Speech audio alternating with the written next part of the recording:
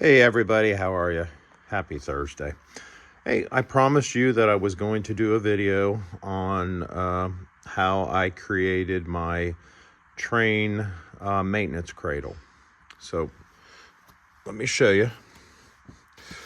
Okay, what these are, this is what they look like at the Dollar Tree store.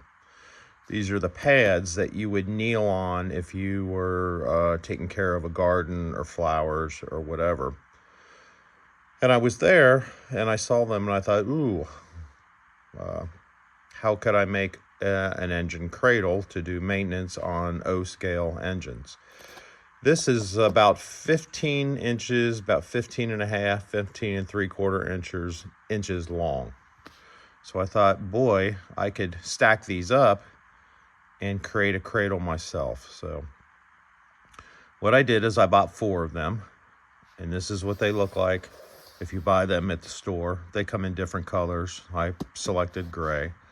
And what I did, you can see crudely, I glued 4 of them on top of each other. And what I came up with was this. And I used the Tight Bond Quick and Thick Multi-Surface Glue, Precise Control, No Run. You can usually get these at your hardware stores. Whatever one you would have, you know, a Menards, a Home Depot, Lowe's. I think I ordered mine online. Okay, so what I did, minus the channel, because I cut the channel out, I stacked all 4 of them together and glued them together.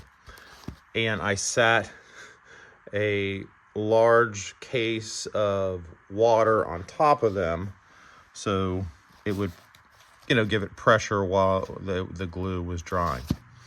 But soon after I glued them all together, I then individually, by layers, cut the grooves. That way, I mean, these the rubber could still move. It was not cured. So I would cut through each layer and then remove the strip. And then I put it back under the case of water and then left it overnight to cure and to harden. What I did once that was done, while I was cutting the strips, I took my biggest engine or my widest engine and put it on top. Well, let's say these grooves weren't here. So we'll flip this over. So you would have had something like this. I put the engine in the middle,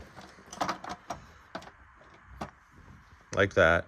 And then I used a marker and I traced along the sides of the engine, just for the width of the engine.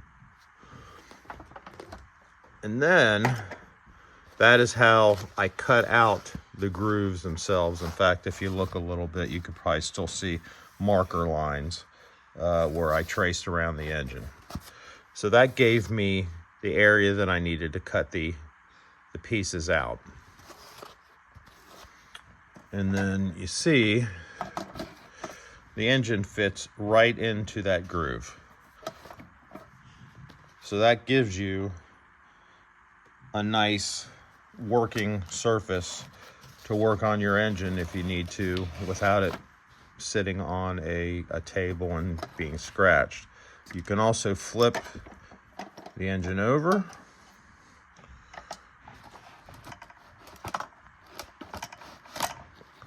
and put it in there as well.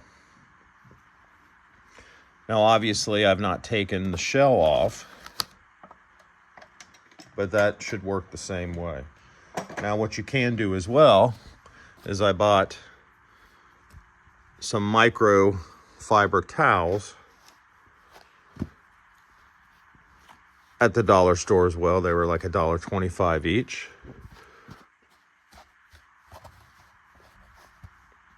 And you can line your cradle, and then that gives it more of, you know, padding. So when you're working on your engine, if you wanted to pad it more, you could put the microfiber towels in that, and it would give you more protection, you know, for your for your engine.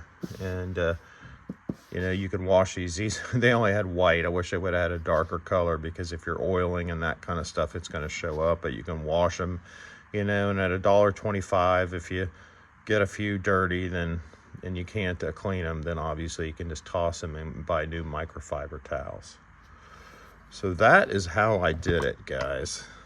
I just thought, you know, how am I going to make this? I was looking for certain things at the dollar store, and these were sitting actually at the front door when I before I even entered the store. They were out with all their spring stuff on the sidewalk, and I knew I was looking for foam, but then when I saw these, I thought, wow, maybe I could do that. So when I bought them, I didn't know that this would work, but I tried it and it worked.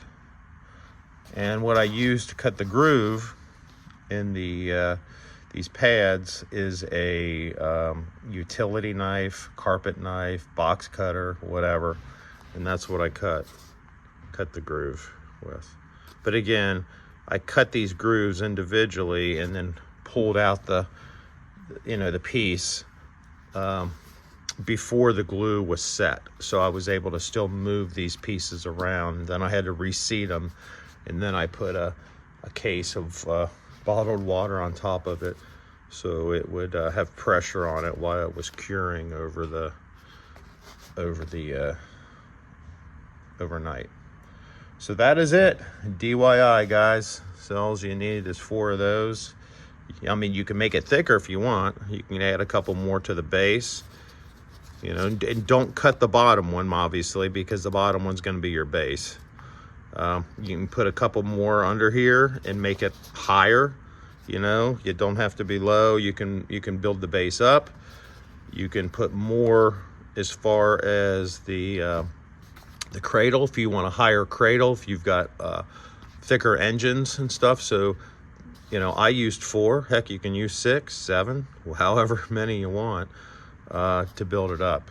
But so look for these. They have them in there, you know, in different dollar stores. They probably have them actually at Lowe's or Home Depot or any kind of nursery or whatever. Heck, even maybe Meijer, Target. But like I said, this is not 16 inches long. It is like 15 and a half or 15 3/4 inches. But that is what I use, guys. Minus the marker sitting here and minus the knife, and use some kind of item that has a lot of weight to it. You can even use, you know, weights from a, you know, hand weights, or if you work out, you can put a couple of plate weights on top of it just to give it weight while it's curing. So that is my DIY, or DIY. Am I saying it right? I don't know. Anyway, that's it, guys. Take care.